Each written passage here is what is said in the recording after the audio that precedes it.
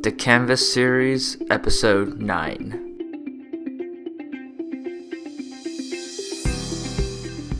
When you provide the context like that, you've already sucked them in. They already want to help. Now it's a matter of creating a relationship that works best for both people.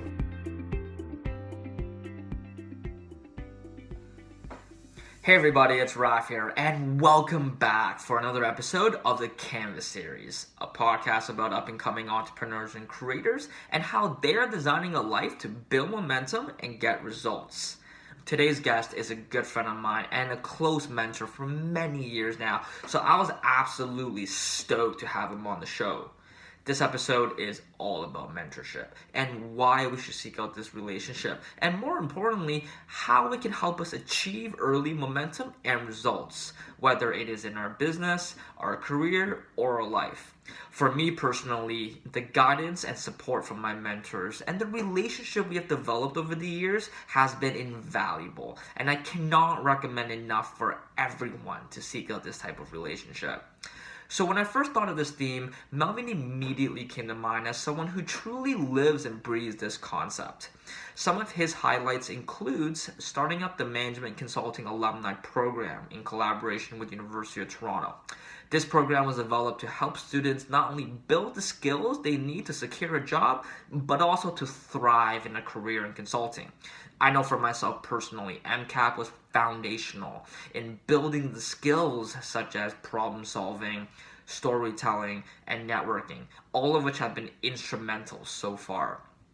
As well, his latest venture, Plus 10 Recruitment, is focused on growth-oriented individuals looking to unlock meaningful opportunities. So if you are based in Toronto and are looking to take the next step in your career, or if you're an employer looking for high-performing individuals, I highly recommend you check them out at plus10.ca. So, this episode is perfect for anyone who's ever wondered why mentorship is important or how to begin this type of conversation. And if you did enjoy the episode, please take a moment to leave a rating and review. And more importantly, share this with one person who you believe can absolutely benefit from this type of relationship. I know for myself personally, the mentors and mentees in my life have contributed to so much of my learning and development, and I'd love to hear what kind of impact they've had with yours. Hit me up on social media at canvas.series, and I'd love to continue the conversation from there. All right, Melvin, welcome to the Canvas Series. Thank you. Stoked to be here. We've known each other for a number of years now, dating back to when I was in school and when I was starting off my career as well. So when I thought of doing an episode on mentorship, you were definitely the first person that came to mind, as well as with your decade of experience helping people navigate to career and really push new limits. And that's something I really want to tap into, is how can people use mentorship to perform at a higher level, right, and really execute. So before we get into it, why don't you share a quick intro about who you are, what your story is, and how you got here, and what you're currently working on right now? Yeah, for sure. So a little bit about me. I graduated of Rotman Commerce, a business program at U of T, and like a lot of people went into it not because I was passionate, but more because it was process of elimination. Like I wasn't good at math, my English skills were manageable, and then for a big part of it, I was going down the accounting stream. Like a lot of people there, and I think that's when the start of mentorship and just following people and asking for advice was good and bad, because a lot of times when people that you respect are telling you to go one path, you start questioning who you are. So I did accounting pretty much until I almost graduated, which knowing me now, totally not the right path, but had a lot of people say the good career path. Anyways, so through that, I went into management consulting, did that for a couple of years, learned a lot in terms of just how to be professional, how to be a great person to be put in front of clients and really understand how to generate value. I think that's something a lot of people say, and great mentors there as well. And then afterwards, I really honed in more on startup.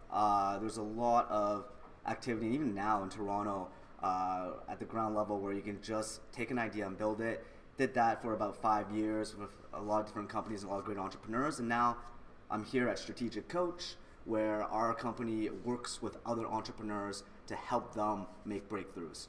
So a lot of idea of leveraging other people's success and knowledge to help you grow. And I've also started my own business 3 months ago called Plus 10 Recruitment. And the idea, we can talk more about it, but in high level, it's just providing a whole 360 approach to professional development, helping the individual grow and see what the potential is for themselves, but also at the same time, actually taking them to the next step of finding opportunities that's a right fit. Interesting. So, and we definitely also want to talk about, what you created back at UFT called the MCAP program. Do you want to touch a little bit on that as well? Yeah, for sure. So when I graduated, we didn't have a lot of people that went into management consulting, right? So I lucked out, had friends from Ivy help me out a little bit.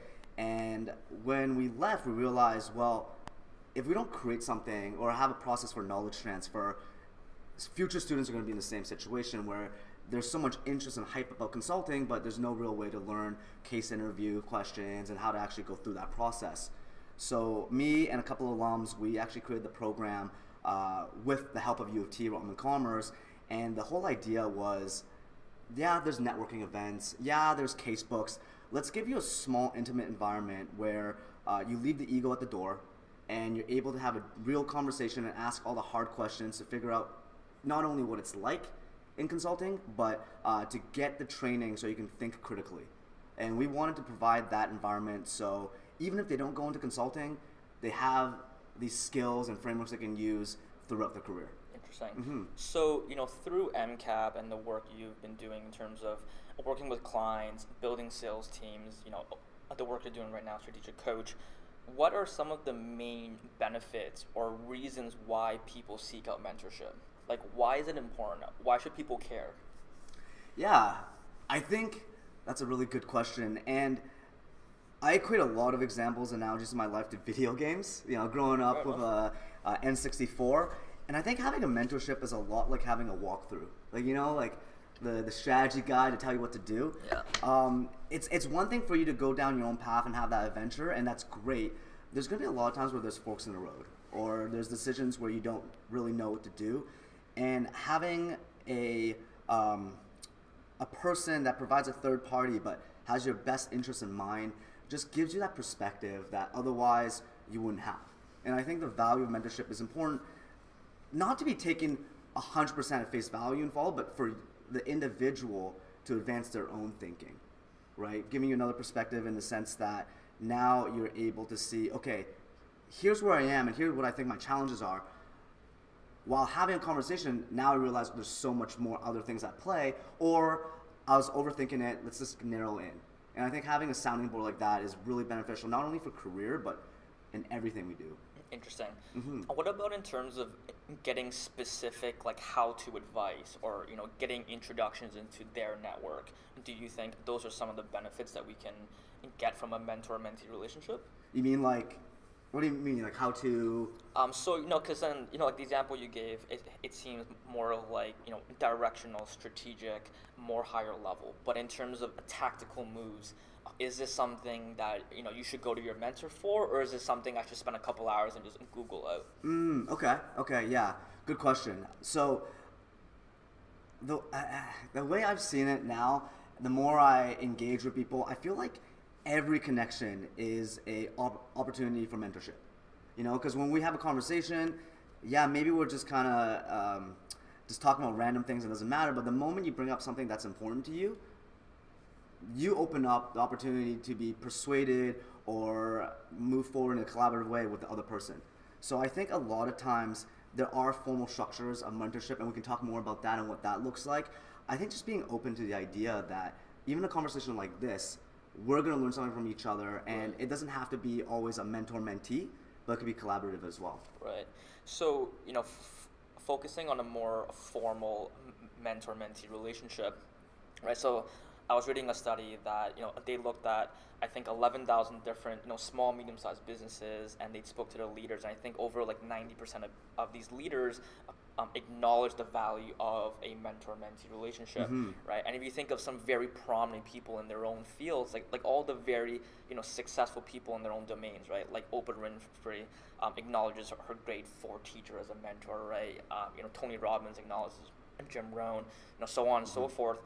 But most people don't actually do it, right? So on one hand, like everyone sees the benefit to it, and then on the other hand, people don't actually engage in that type of relationship and invest in such relationship. Why is that? Ego, maybe. Yeah, maybe, exactly. Or the fact that the idea of a formal mentorship seems a little too complicated and a lot to actually own up to. I know. I think my best conversations and people I learned the most from was not a structured program per se, but more so a relationship that went on the next level. So I mean, in terms of finding mentors, you have LinkedIn, you have the people in your organization, you have your own network. There's so much opportunity. It really just starts with a conversation. It starts with making a connection and then seeing if there's not only shared interests and things you can talk about, but a shared belief that the opportunity for the individual is greater than what they see right now, and it's a matter of getting guidance. Does that make sense? I'm thinking in my mind, the couple of mentors I have right now, I can tell. Well, they love me and I love them. It's a genuine. How do you find them? Like, how did you build up that relationship, like specifically? Yeah, it was organic. Once I started here at Strategic Coach, the 3 I'm thinking of right now, it's actually a mother and 2 daughters, which is super unique, and they are all totally different. But it was just conversation, understanding what they do, and then for them, what I've noticed was they believed in me.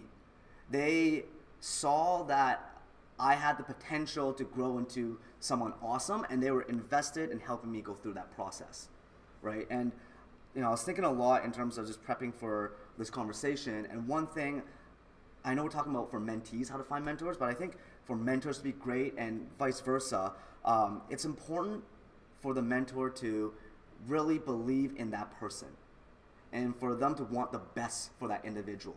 Because when you have that intention, asking the right questions, going through the follow-ups and setting next steps, that's all part of it, but genuinely they want that person to succeed. And that's why I mean it's more important than a formal relationship where there's like scheduled meetings, because it's them putting in the extra effort and time. Right.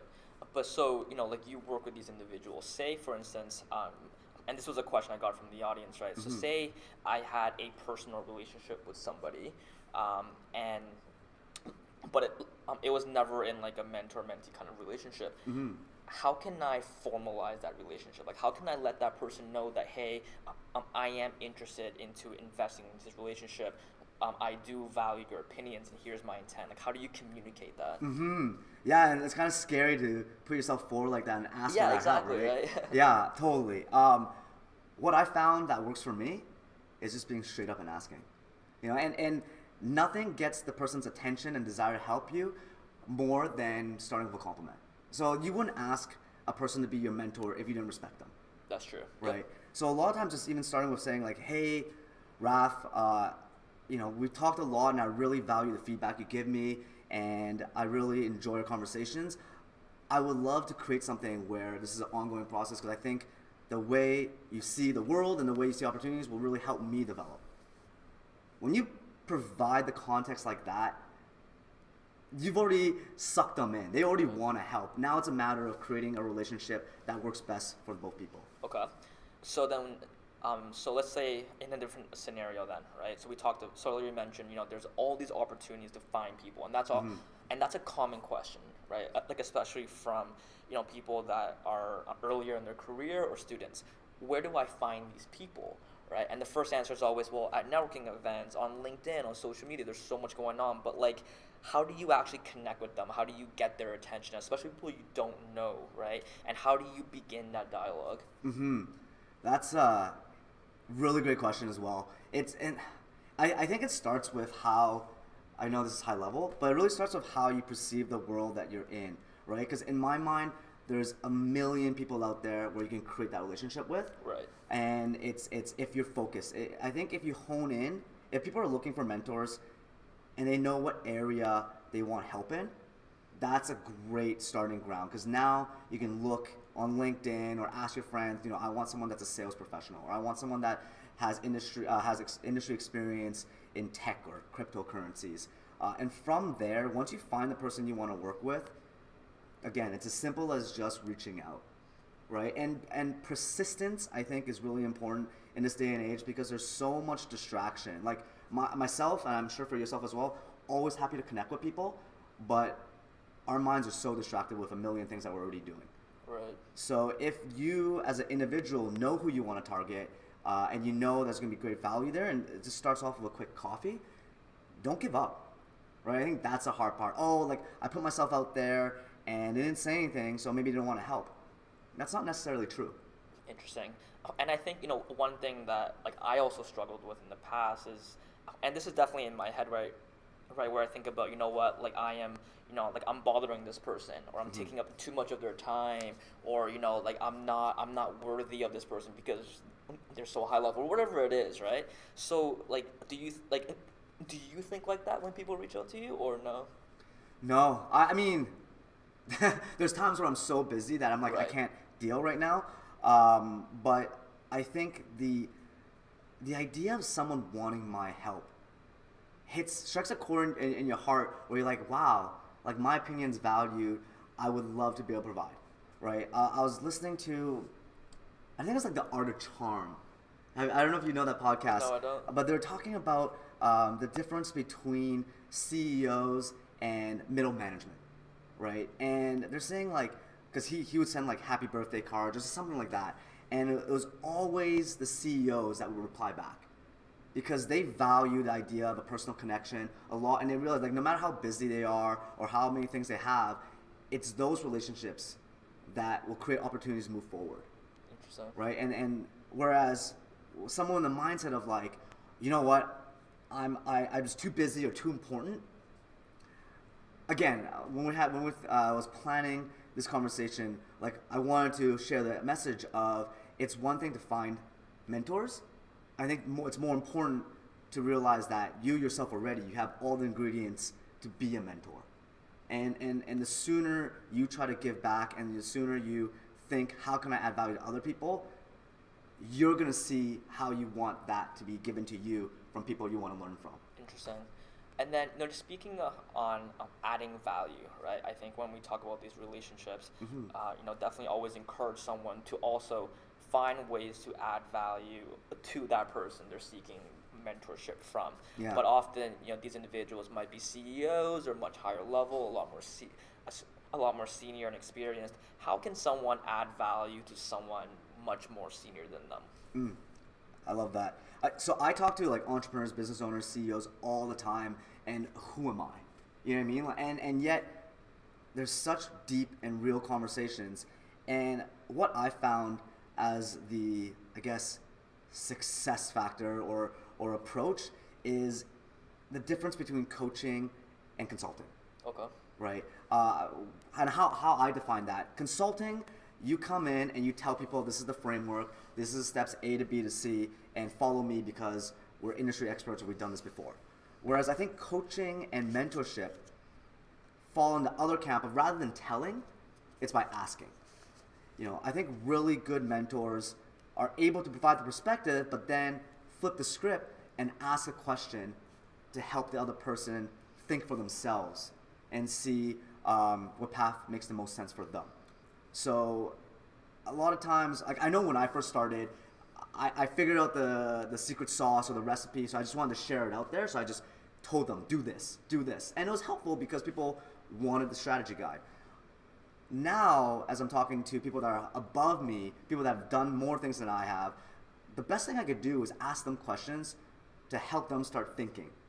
And when you go to the process where they're talking out loud to think it through, there's so much value in that. Interesting. So let's so we talked a lot. Let's kind of bring it all together, right? So say I've identified the area that I want some help in. Say I want to get better at business development and sales. So I'm looking out for a sales professional, right? Like you want to look for someone who's well versed in that area that like you're trying to address. I reach out to them, right? I'm persistent about it. If they don't say yes the first time, I find ways to ask questions and also add value to them.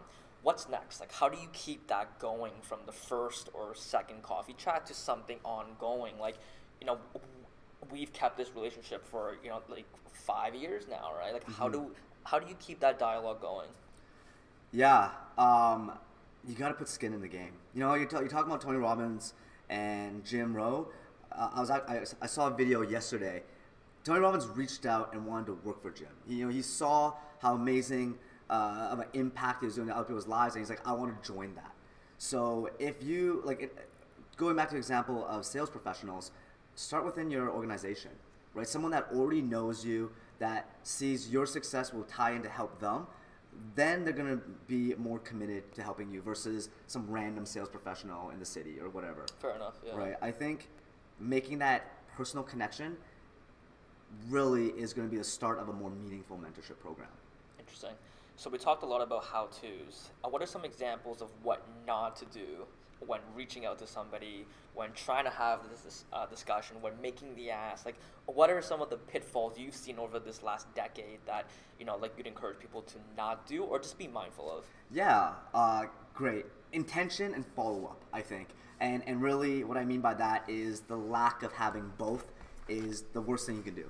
I've had a lot of people where they'll reach out and they're like, oh, like I would love to chat with you, Melvin, because they think I can help them and whatever I can do to help, great.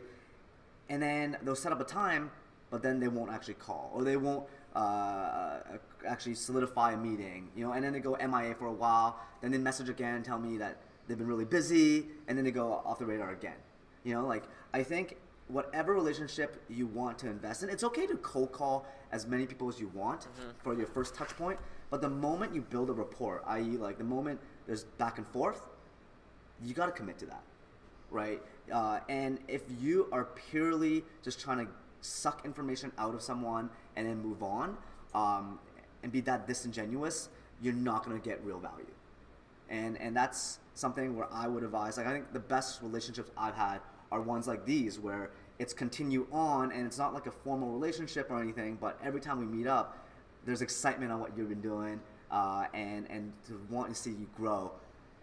And I think good mentors or good mentees draw that out from their mentors. Interesting. So in terms of some specifics then, how often should someone follow up? Like you mentioned, just trying to keep that dialogue going. Yeah.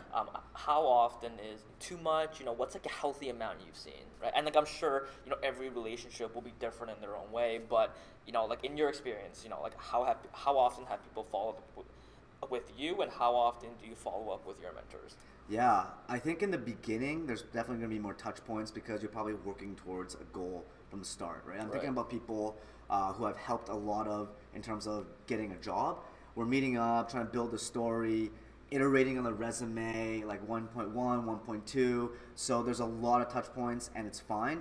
Once you hit the ground running and you feel great, I think something as like a quarterly, twice a year, even annual, and it doesn't even have to be a sit down or anything like that. Even an update goes a long way. I think the real value with mentorship, more than just conversations like this where you're trying to grow, is the fact that there's a continuation afterwards, right. And keeping your mentors a part of your journey will be more important in the long run. So, long-winded answer. It's really up to the mentee, and we hear this all the time. It's up to the mentee to manage the relationship, keep it going, and I can't stress that enough. It's true because otherwise. Really, based on the relationship established, you're the one that wants to make sure that you're growing, right? And the onus is on you to be able to provide that platform where there's good conversation. Okay. And what about in terms of establishing those initial expectations, right? If you've never really done this before, or you haven't had many, like much experience on this, how much of those expectations should you establish coming out of the gate, or should you let this evolve over time? I think, and I hate to answer by giving you a flexible answer versus kind of being in the box. It's really up to you and how you work well, right? Some people love to have their calendar laid out and touch points and everything, and if that works best and you know that's what you need to feel successful, do that. Otherwise, some people just want to be able to give a call anytime and have kind of more irregular touch points, but every time we talk, it feels genuine.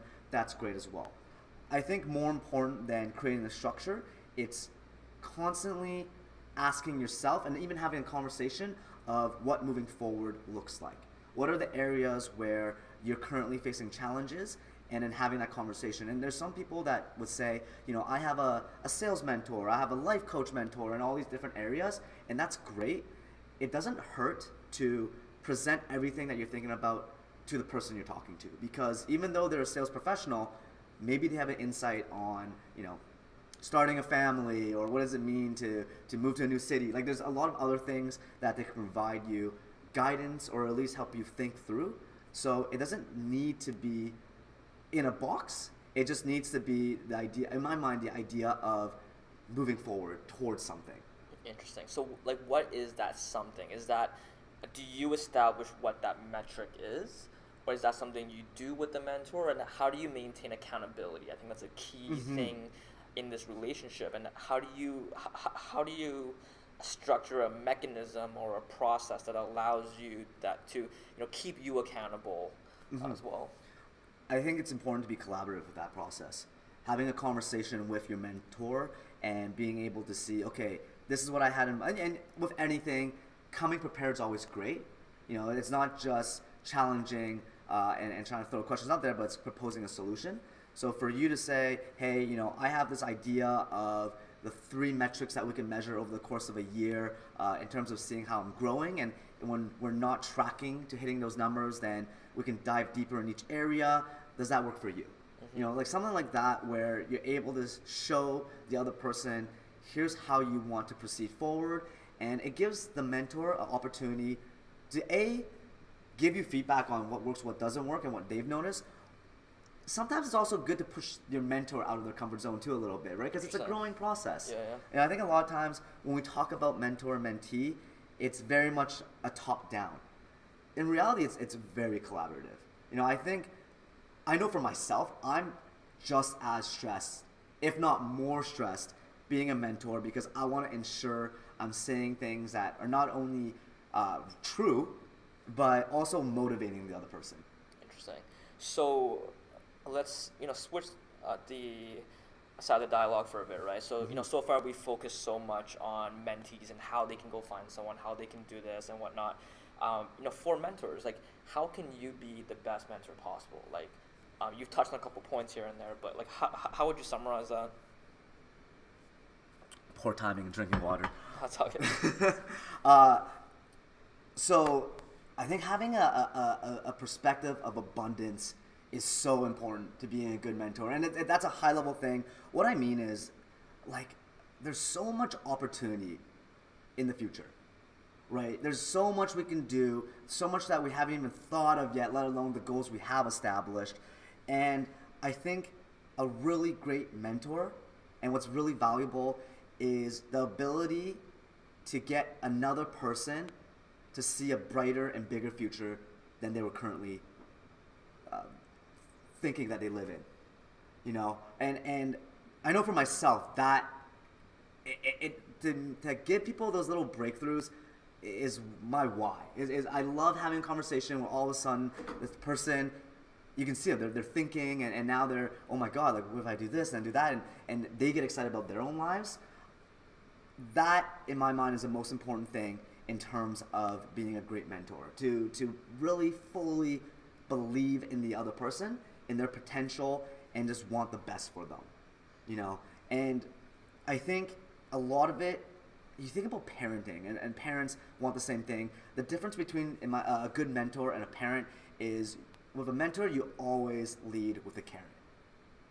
You're not there to discipline. You're not there to let them feel bad. You're there to show them that there's more they can achieve if they want it, and to encourage them to do so. Is it just encouragement? What do you mean? Like, Well, is it just about encouraging and really inspiring them to do more, and just being a soundboard, or is it about sharing your own experiences, the things that you screwed up on in the past, what's worked and what hasn't? Like, how do you go about doing that? Like, do you really do you look backwards and unpack your own experiences, or do you just talk high level theoretically? It really depends on your comfort zone. You know me, I'm someone that's super honest. I'll tell you my life stories, I'll tell you my challenges, because I think being humble that way allows the other person to understand, well, this guy's human as well, and he's trying to figure it out. And also, it gives the opportunity for the mentees or just a conversation to help me as well. But it's I think the idea of whether it has to be really formal or how much you open up, it's up to the individual on what they want to share, and you never want it to be a distraction, right? To be a mentor, you're there for them, and if you think sharing a story or a challenge you had motivates them to think bigger or next step, great.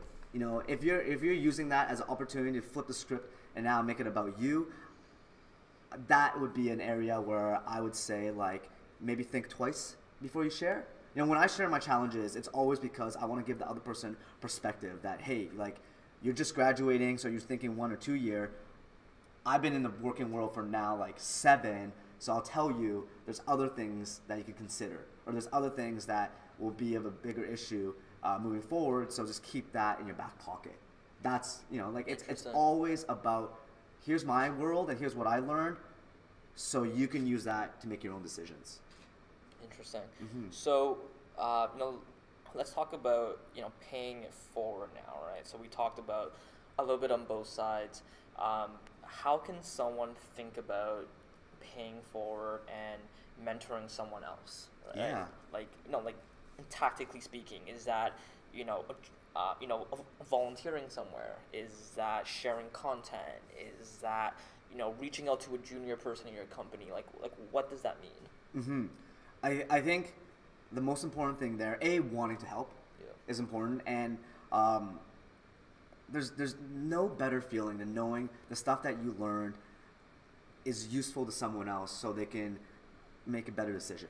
I think all you have to do is put yourself out there, right? A lot of times, if you just say something as simple as, hey, Raf, it looks like you're going into consulting. I just went through that process myself. If you want some help or you need someone to do case studies with, let me know, right? Now they don't feel awkward coming to ask you. Interesting, yeah. If you see someone that you really want to work with, I think it's fair and important for you to reach out. Like, hey, awesome job in that case competition. I'm so happy you got first place. I saw the hard work you put in and you killed it. I see so much potential in you. I would love for you to keep doing things like this and have the support and resources, things that I didn't have or things that I had that helped me be successful, in your toolbox as well. Let's work together, right? When you put it that way, it's hard to say no, and if it doesn't work out, that's okay.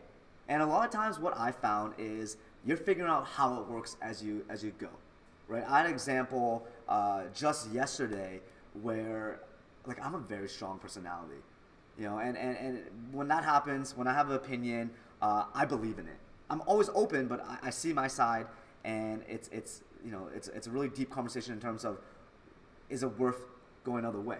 And the person I'm working with, she's the exact same, right? So both of us collided. It was like a car crash, but it was great because in that exchange, we were able to have a conversation about what was really important to us and how we saw things. And once we laid it out there, boom, now the collaboration began, right? And I think with a mentorship and being able to bring it forward, you got to do the same. If you show them really clearly up front what your intent is, whether as a mentor, how you want to help them, or as a mentee, what you want to learn from them, it makes the relationship so much easier, and it removes the awkward feeling of, is this fair or is this worth their time? Like, the question is always gonna answer with a yes if you just connect with them. Interesting. Interesting. So why don't we jump into the fire round questions, right? So I have a couple, bullet pointed questions. Just give me the first thought that comes to mind. Sure. Right. First one. Do you have a morning routine? Yeah, I do. I started it this year as a part of a New Year's resolution, and it sucks.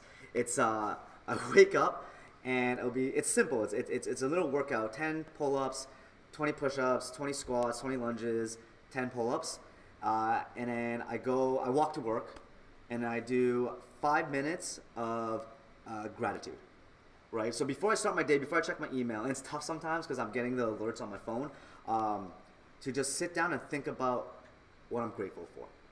And I found when I started doing that, I got a mini workout in, so my blood's going, I feel great, and my perspective shifts. Because there's so many things that you have to deal with in a day, or so many things that come at you in a day that suck.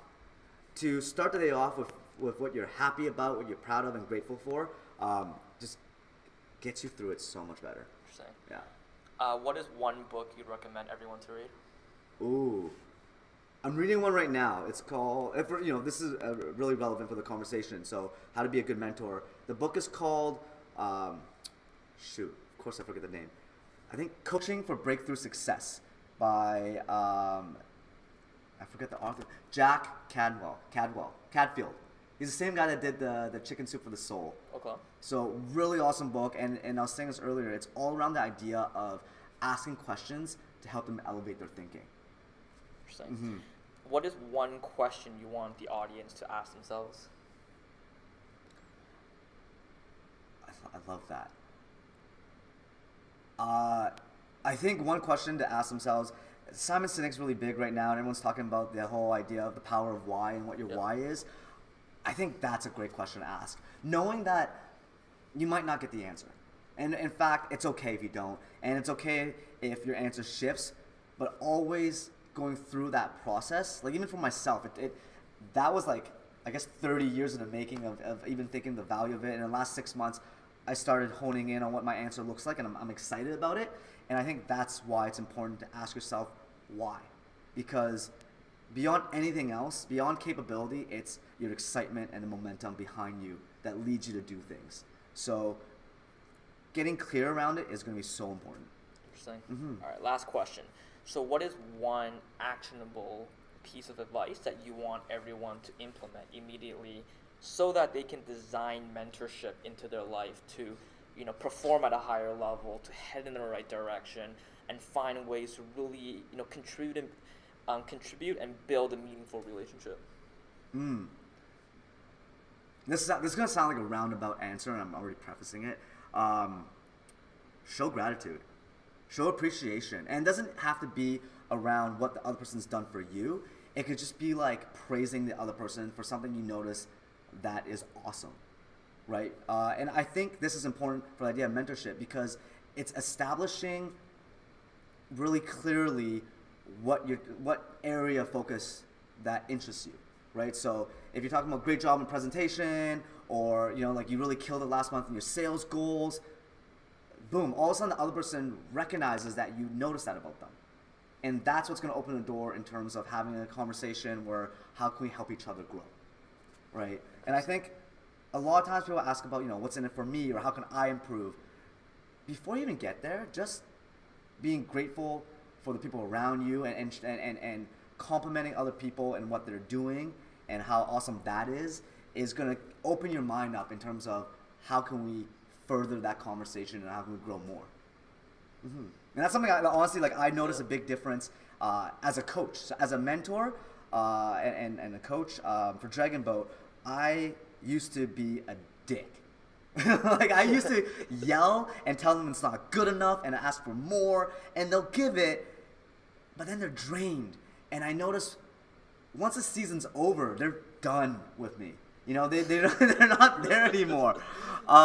Whereas in the last few years, I flipped the script, and when it's bad, they'll know it's bad. I'll be honest. I'll be like, that was a crappy piece, or you guys didn't feel as good as you used to, and they'll know. And I don't dwell on it. Maybe I'll ask why. But when they're awesome, holy crap, I get excited. Yeah. But when they see that response, like, that was the best you guys did. Let's do that again. That energy level shifts.